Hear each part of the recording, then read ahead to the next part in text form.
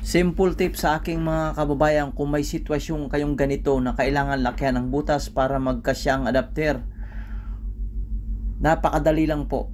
Gagamit lang tayo ng tinatawag nating knockout puncher o knockout punch. Ito po yun mga kababayan. Ito. Susukatin lang natin ang gusto nating butas, tapos gagamit na tayo nito. Mas mapapadali po ang trabaho kapag mayroon tayo nito. May different sizes naman po ito. Ngayon, pagtatagpuin natin to at itong drive natin, yung bolt, sasalpak natin yan. Tapos, kapag pinaikot natin ito, kusa itong babaon.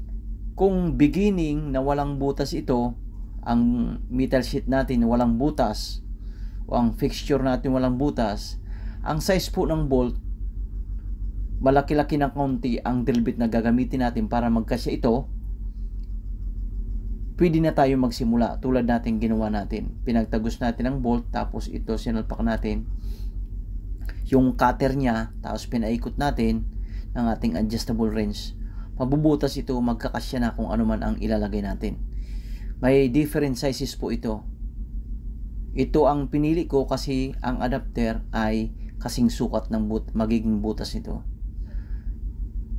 Manual lang, so hindi ka na kailangan gumamit ng power tools. Tapos ang magiging butas nito, napakaganda pa. Ayan oh. Kasyang kasya na.